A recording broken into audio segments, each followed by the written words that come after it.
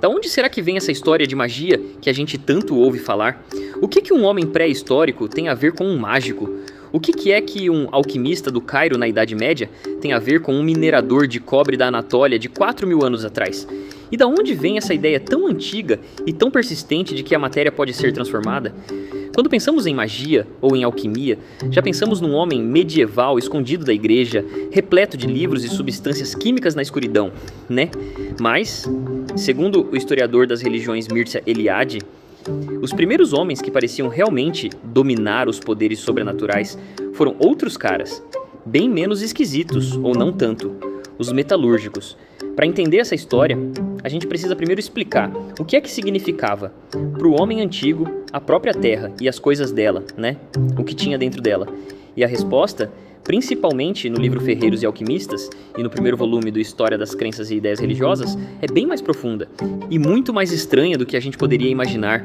O homem que descobriu a metalurgia estava, magicamente, acelerando um processo que levaria séculos para acontecer de forma natural, no interior da Terra-mãe.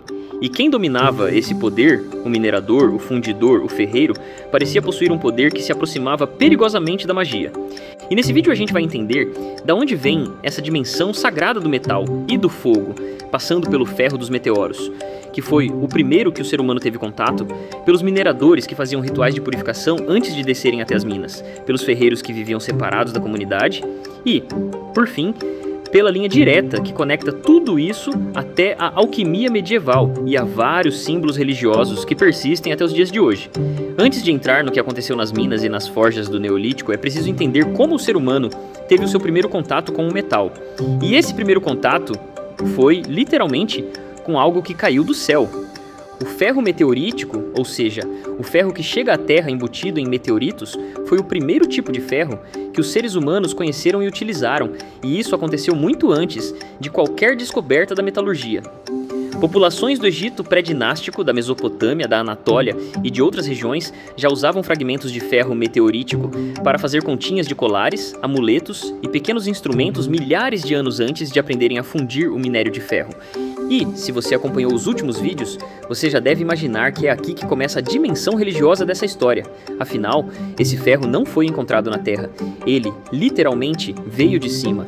Se o homem do Paleolítico via na caça dos animais uma prática sagrada, e o homem do Neolítico via na agricultura a repetição de um ciclo sagrado, imagina o que o homem também do Neolítico não via em algo que caiu do céu com fogo e trovão. Era um presente dos deuses, e isso ficou registrado até nas línguas. O termo egípcio antigo para ferro meteorítico significa literalmente metal do céu, ou ferro celeste. Os sumérios chamavam o ferro de cobre celeste e, em várias línguas antigas, o nome do ferro carrega algum significado de céu, cima ou estrelas.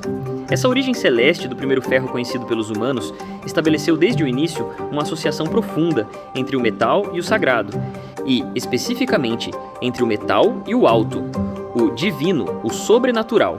O ferro era, antes de qualquer outra coisa, uma substância de outro mundo. E quando os seres humanos depois aprenderam a extraí-lo da terra, essa aura sagrada não desapareceu. Ela pode ter se transformado, se reconfigurado, mas ela permaneceu.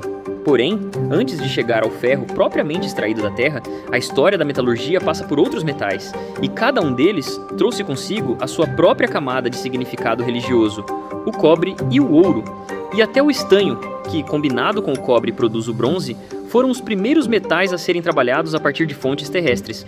E aqui há um detalhe importante. Esses metais eram encontrados ocasionalmente na natureza, em estado relativamente puro, sem necessidade da fundição. Às vezes aparecia uma pepita de ouro no leito de um rio, um nódulo de cobre nativo numa fenda de rocha. Eram coisas raras, mas existiam, e para o homem que as encontrava, já carregavam uma qualidade especial, uma pureza, uma integridade que as distinguia do mundo comum. O ouro, em especial, desenvolveu associações religiosas extraordinariamente duradouras, porque ele é incorruptível, imune à ferrugem, brilha como o sol. Então, o ouro tornou-se praticamente em todas as culturas a substância do divino por excelência. Nos templos da Mesopotâmia, do Egito, da Grécia, das Américas, o ouro revestia estátuas de deuses, ornava altares e cobria os objetos rituais mais sagrados. Essa associação entre o ouro e o divino não é meramente arbitrária. ela tem raízes na percepção muito antiga de que o ouro é uma substância que parece já ter chegado ao seu estado mais perfeito, que não precisava ser transformada, porque já é, de alguma forma, completa. O bronze, por sua vez, exigiu já um processo mais complexo, a combinação entre dois metais, a fusão, o controle do fogo. E é aqui que começa a figura do metalúrgico como especialista de uma técnica que vai muito além do artesanato comum. Mas eis que o homem descobriu a extração do ferro, especificamente da magnetita e da hematita, que são minérios de ferro, que precisam ser processados em fornos para liberar o metal.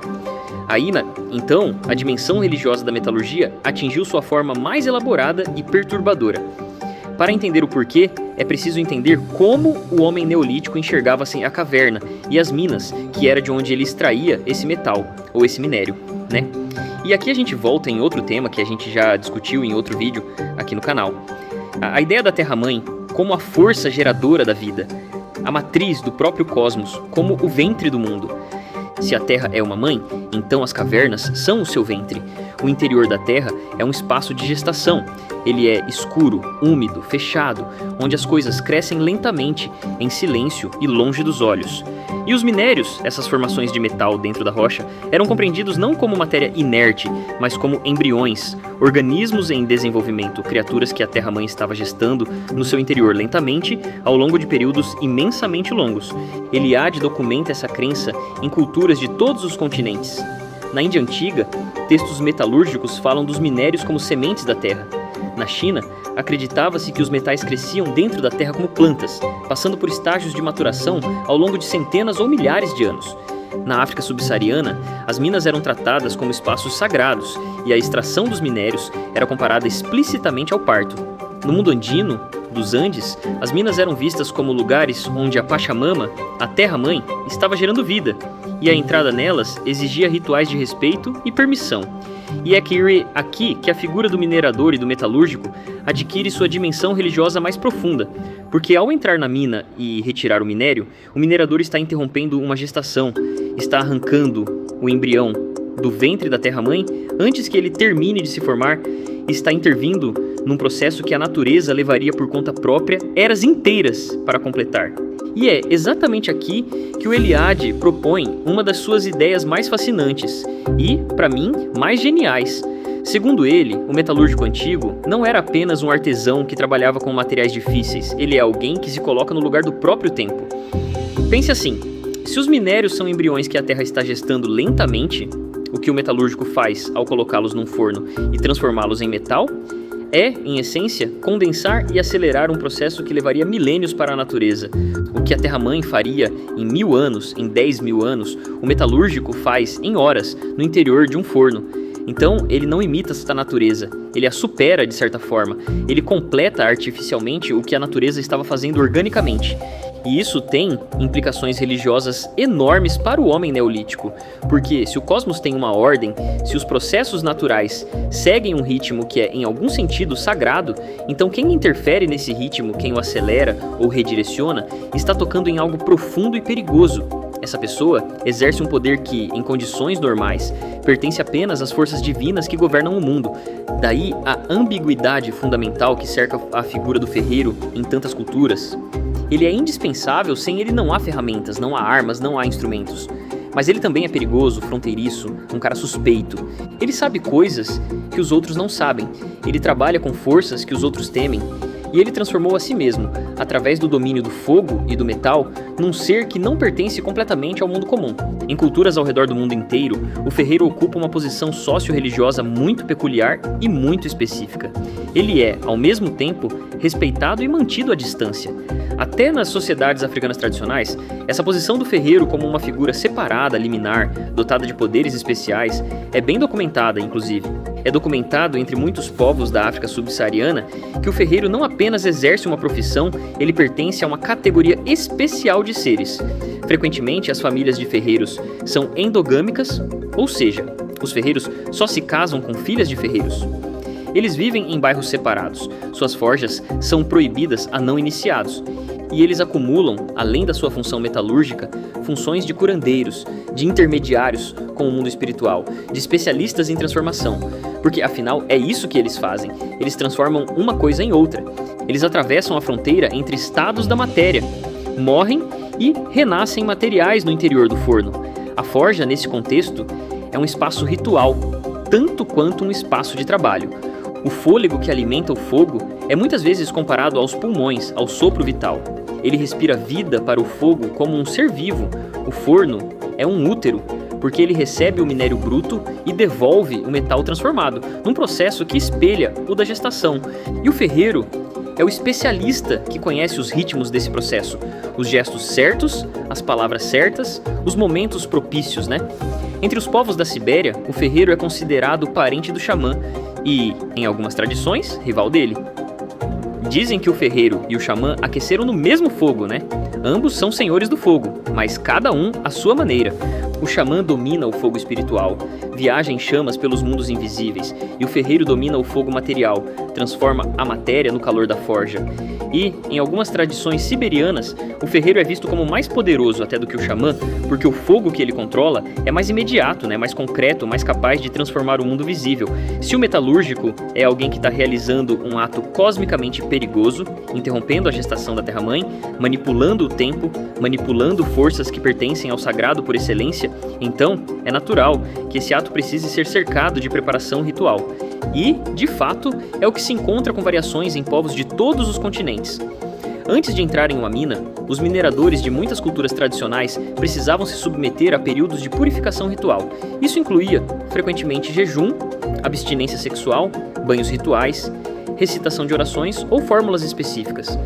Em algumas culturas da África Central, os mineradores precisavam confessar as suas transgressões antes de entrar numa mina, como se o ato de penetrar no ventre da terra exigisse um estado de pureza espiritual equivalente ao de quem entra num templo. A abstinência sexual é especialmente significativa e aparece com uma frequência notável em culturas que são muito distantes entre si. E a razão, segundo Eliade, é reveladora. Todos perceberam que, se a mina é um útero, se o processo de extração do minério é análogo ao da gestação e do parto, então o minerador que penetra nesse espaço precisa estar ritualmente neutro em relação às forças da fertilidade. Ele não pode misturar a sua sexualidade com a sexualidade da Terra-mãe. Seria uma confusão de planos, uma profanação ainda maior do processo sagrado que está acontecendo no interior da Terra.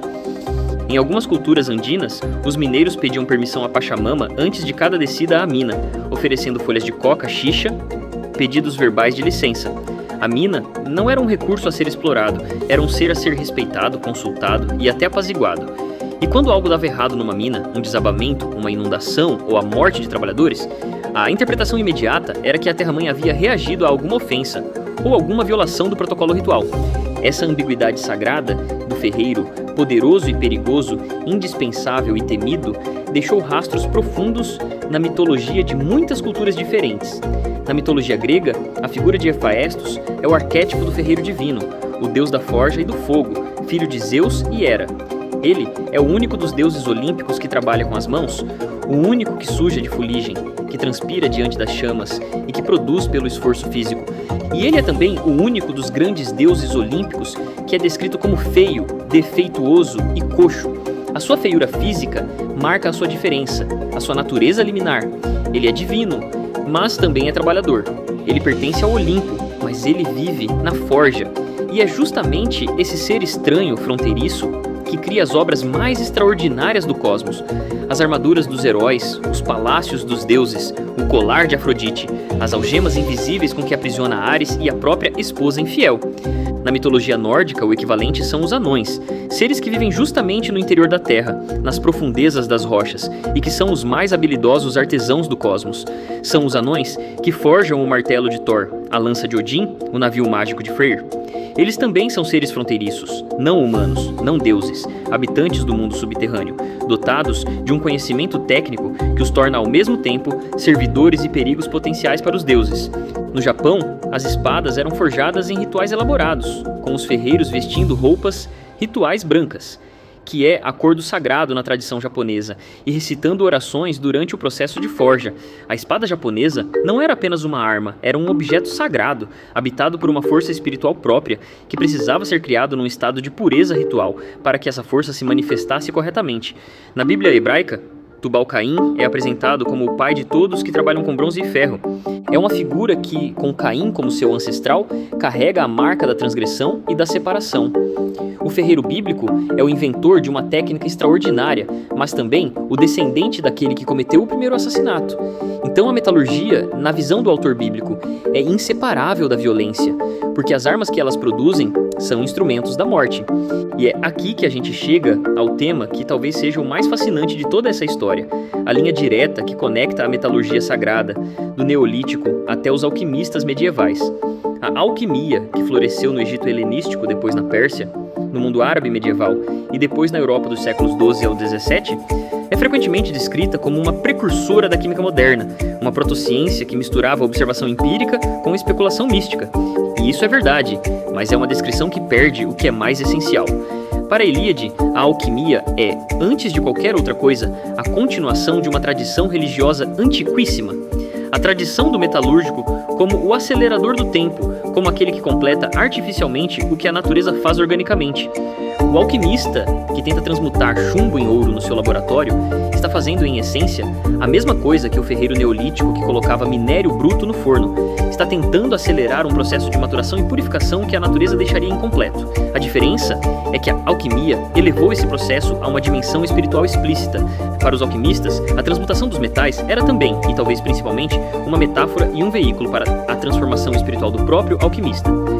O chumbo, que se transmuta em ouro, é a alma humana que se purifica, que remove as suas impurezas e que avança em direção à sua forma mais perfeita. O laboratório alquímico é também um laboratório espiritual. E aqui aparece de novo a ideia central que a gente encontrou lá no começo. A crença de que a matéria tem uma trajetória, um destino, um processo de maturação em direção a um estado mais perfeito. Os metais inferiores, o chumbo, o cobre, o ferro, são metais jovens, imaturos, que a Terra ainda não teve tempo de transformar em ouro. O alquimista se propõe a completar esse processo, a ser ele mesmo o agente da maturação que o tempo ainda não completou. Essa ideia aparece de forma explícita nos textos alquímicos medievais árabes e europeus. O chumbo é visto como ouro enfermo ou como ouro não desenvolvido, e o trabalho alquímico é uma terapia, uma gestação acelerada, uma intervenção no processo natural de amadurecimento dos metais dentro da Terra. A linguagem é quase médica mesmo, quase obstétrica, e não por acaso, porque as raízes dessa visão estão na crença neolítica dos minérios como embriões gestados no ventre da Terra-mãe. Bom, depois de tudo isso, vale a pena perguntar: o que restou dessa visão sagrada da metalurgia no mundo contemporâneo? E a resposta é mais do que a gente às vezes imagina. A associação entre o fogo e a transformação espiritual permeia praticamente todas as grandes tradições religiosas, porque o fogo, ele purifica, ele queima o que é impuro e deixa só o essencial. Essa ideia, que ainda hoje aparece em rituais de muitas religiões, tem raízes na experiência da fundição. O minério entra no forno cheio de impurezas e o metal puro sai. A forja é a primeira purificação pelo fogo que o ser humano conheceu de forma controlada e repetível. A linguagem da alquimia sobreviveu na psicologia analítica de Carl Jung, que encontrou nos símbolos alquímicos uma linguagem para descrever os processos de transformação da psique humana. Para Jung, a obra alquímica, a transmutação dos metais, era uma projeção do processo de individuação, de integração dos aspectos sombrios da personalidade. E ao adotar essa linguagem, Jung estava, sem talvez perceber completamente, reativando uma tradição que tem raízes nos ferreiros neolíticos. A figura do ferreiro como ser especial, fronteiriço, dotado de poderes que os outros não têm, sobreviveu em inúmeras formas. O mago, o alquimista, o cientista, todos carregam algo da aura do ferreiro primitivo. São seres que sabem transformar, que têm acesso a processos que os outros não compreendem e que produzem resultados que parecem quase milagrosos para quem observa de fora. A suspeita que às vezes recai sobre o cientista, a ideia de que ele está brincando de Deus, que ele está interferindo em processos que deveriam ser deixados em paz, é um eco muito antigo do temor que cercava o ferreiro neolítico, que interrompia a gestação da Terra-mãe. A ideia de que a matéria podia ser purificada, transformada, elevada, de que existe um estado mais perfeito para que as coisas e que o trabalho humano pode ajudar a alcançá-lo, essa ideia ressoa em tradições que vão da alquimia islâmica medieval até as correntes esotéricas modernas, passando pela cabala judaica e por certas correntes do misticismo cristão. Todas elas, de forma muito diferente, estão bebendo numa fonte que tem origem no Neolítico, a descoberta de que o fogo transforma, de que a matéria tem um destino, que o ser humano pode, com risco e com cuidado, participar desse processo. E talvez o símbolo mais antigo de todos ainda esteja conosco de uma forma quase invisível. Para muitas culturas tradicionais, a mina era uma espécie de retorno ao útero da terra. Descer às profundezas para buscar o mistério não era apenas uma atividade econômica, mas era penetrar no interior do mundo, entrar no ventre da grande mãe, para retirar os embriões metálicos que ali amadureciam. Essa associação entre cavernas, profundezas subterrâneas e gestação continua aparecendo em mitos, contos, rituais de iniciação e até na imaginação moderna. Então, o que um ferreiro do Neolítico tem a ver com um alquimista árabe do século X? Ou com um mineiro andino que pede licença a Pachamama antes de descer a mina? Tudo! Porque todos eles estão falando com linguagens diferentes e em contextos radicalmente distintos da mesma descoberta fundamental que o ser humano fez quando pela primeira vez colocou minério num forno e viu metal escorrer do outro lado. A de que existe um processo de maturação no interior das coisas, de que esse processo pode ser acelerado e completado pelo trabalho humano, e de que quem tem o conhecimento e a coragem de fazer isso está exercendo um poder que vai muito além do artesanato. E vale muito se aprofundar nesse tema com a obra Ferreiros e Alquimistas, do Mircea Eliade. É um livro curto, mas bem denso, que abre uma janela extraordinária sobre essa dimensão esquecida da história religiosa da humanidade. O link para você adquirir esse livro está aqui na descrição. Lembrando que nesse vídeo também usei partes do História das Crenças e Ideias Religiosas, volume 1. O link está aqui na descrição também para você comprar pela Amazon, e a gente vai se aprofundar neles nos próximos vídeos. Então, não deixe de comprar e se inscrever aqui no canal. Eu espero que, como sempre, esse panorama tenha servido de introdução para você a esse tema. E nos vemos no próximo vídeo para a gente continuar conversando sobre isso. Valeu!